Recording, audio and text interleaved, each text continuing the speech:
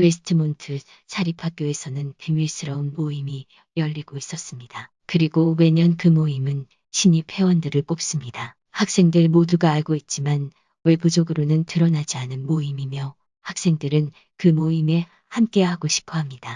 하지만 그 모임에 초대받더라도 몇몇 테스트를 통과해야 합니다. 맨 인 더 미러라고 불리우는 테스트는 그중 가장 유명한 시험입니다. 그 테스트가 있던 날 사건이 벌어집니다.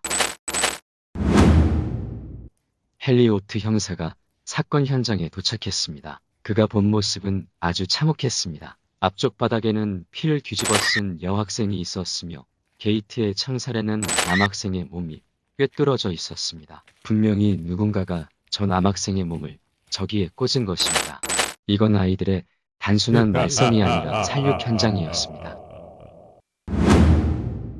그 사건의 용의자로 웨스트몬트 학교의 교사인 찰스 고먼이 떠올랐습니다. 또한 그의 집에서 살인 계획서처럼 보이는 서류가 발견되었습니다. 그 서류에는 사건과 완전히 일치하는 내용이 담겨 있었습니다. 하지만 용의자로 지목된 찰스 고먼은 사건이 있었던 곳에 기찻길에서 기차에 뛰어드는 자살 시도를 합니다. 그는 죽지는 않았지만 정신이 나가버렸습니다. 그 이후로도 그 사건 현장 기찻길에서 몇 명의 학생이 더 죽었습니다. 그 자살한 학생들은 맨 인 더 미러에 참석한 아이들이었습니다. 정신분석학자인 레인과 사건제 구성 전문가인 노리가 이 사건을 해결하기 위해 파견됩니다.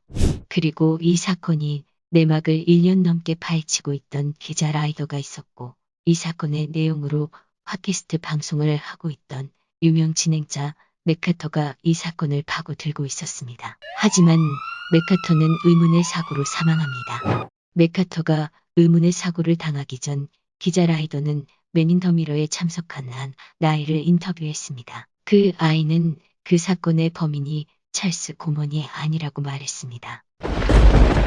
그리고 갑자기 일어나며 말했습니다. 저 가야 해요. 모임 애들이 제가 이러는 거 알면 난리나요. 그 인터뷰 이후 맥카터와 라이더는 기찻길을 조사하기 위해 현장으로 갑니다.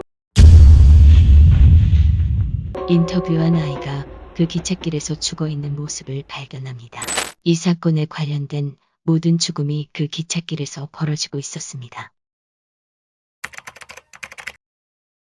마크 맥커보이는 졸업을 하고 사회생활을 하면서도 단 한 번도 웨스트몬트고의 비밀 동아리를 잊은 적이 없었습니다. 그토록 발을 들이고 싶었던 곳, 하지만 그를 거부한 곳.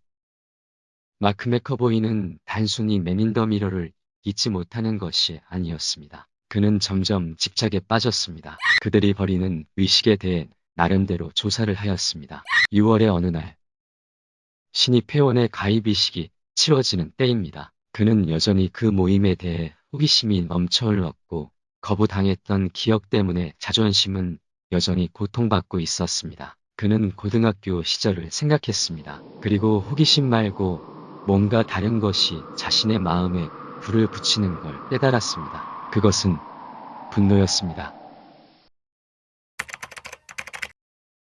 기자 라이더는 엄청난 월요일을 맞이하고 있었습니다. 맥커터와 함께 간 기찻길에서 죽어있는 아이의 영상을 인터넷에 올려 아이의 부모와 자신의 신문사의 편집장 모두에게 질타를 받았기 때문입니다. 그리고 자숙의 의미로 말단 사건들을 취재하라는 편집장의 명령이 있었습니다.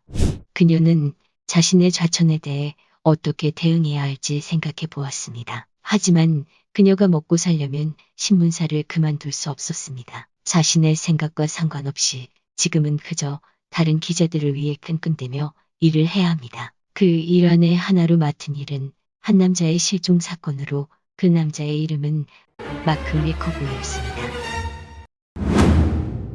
41호 병실에 들어온 간호사가 거울 앞에 환자를 발견했습니다. 환자는 세면대 앞에서 칫솔을 들고 거울을 뚫어지게 바라보고 있었습니다. 30년 경력의 이 간호사는 노련했습니다. 환자와의 접촉을 통해 그 환자를 현실로 되돌릴 수 있다는 것을 알고 있었습니다. 그녀는 그 환자에게 조심스럽게 접촉하며 말을 했습니다. 양치질 하시려던 거예요. 기억나세요? 환자가 고개를 끄덕였습니다. 좋은 징조였습니다. 이 이상을 바라는 건 욕심이었습니다. 항상 그래왔고 앞으로도 그럴 것입니다. 그러나 딱 한 번 이 환자가 인지기능을 보인 적이 있었습니다. 일주일에 한 번 시계태엽처럼 정확하게 나타나는 방문객이 찾아왔을 때였습니다. 지난 여름 사건 이후 가브리엘라 박사의 인생은 엄청나게 변했습니다. 찰스 고먼과의 관계가 밝혀졌다면, 환자와 은밀한 남녀관계를 맺었다는 것이 밝혀졌다면, 그녀의 의사로서의 경력과 교장직 등 모든 것이 날아갔을 것입니다. 찰스 고먼의 살인 계획서가 의도가 있었던 것이 아니라 분노를 표출하는 치료의 일종이었다는 것을 그녀는 알고 있었지만, 지금에 와서 그 사실을 밝힌다고 해서 달라지는 건 없을 것입니다. 매주 토요일 아침마다 그녀는 그랜트힐 정신병원에 방문했습니다. 그녀가 갈 때마다 환자가 놀랄만한 차도를 보였기 때문에 한 주도 빼먹지 않으려고 노력했습니다. 병실에 다가갈수록 그녀는 온몸이 흥분으로 휩싸이기 시작했습니다. 숨을 들여 마시고 병실의 문을 열자 그가 휠체어를 타고 앉아 있었습니다. 찰스 안녕? 잘 지냈어? 그는 대답이 없습니다. 아니, 그녀는 대답을 바라고 말한 것이 아닙니다. 오 찰스, 정말 이렇게 될 줄 몰랐어. 그 은과 친구들은 차에서 슬금슬금 내려 전조등 빛 앞에 섰습니다. 그들은 오늘 맨인 더 미러 테스트를 하기 위해 차를 타고 이동하고 있었던 중이었습니다. 도로에는 뼈가 부러져 힘없이 누워있는 한 남자가 있었습니다. 죽은 것 같아. 경찰에 신고해야지. 그 애니 약에 취해 있었잖아. 우린 감옥에 갈지도 몰라. 시체를 숨기자. 그들은 숨을 크게 들여마셨습니다. 시체를 옮기기 위해 몸을 숙여 죽은 남자의 겨드랑이에 손을 끼웠습니다. 아직 다 마르지 않은 피가 느껴졌습니다. 그 애는 눈물을 흘리며 앉아 있었습니다. 그날 밤 이를 수 없이 곱씹었지만 입 밖에 낸 적은 없었습니다. 그녀는 그날 밤 자신들이 무엇을 했는지를 밝혀야 합니다. 하지만 그녀는 더 많은 것에 대해 말을 할까봐 무서웠습니다. 그날 자신들이 한 남성을 치웠다는 사실을. 거스 형사가 파일을 내려다보며 말을 하고 있었습니다. 그 아이의 이름은 크리스천 캐스퍼였습니다. 형이 기찻길에서 죽었을 때 그는 14살이었습니다.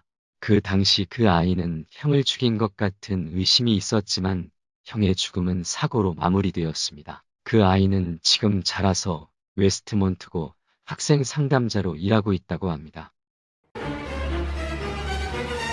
레인이 소리치며 핸드폰을 들었습니다. 로리는 누군가를 따라 계단을 내려가고 있었습니다. 그 아래 그녀가 찾는 것이 있다고 합니다. 그녀의 예감은 내려가지 마라고 하지만 그녀는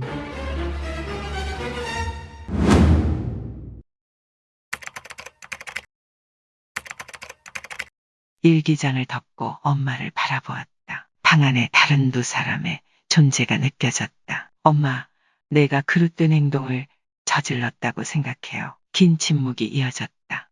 엄마, 내가 잘못된 행동을 한 거예요. 전혀 아니다. 안심이 되는 대답을 들으니 미소가 지어졌습니다. 주머니에서 칼을 꺼내며 자리에서 일어났습니다.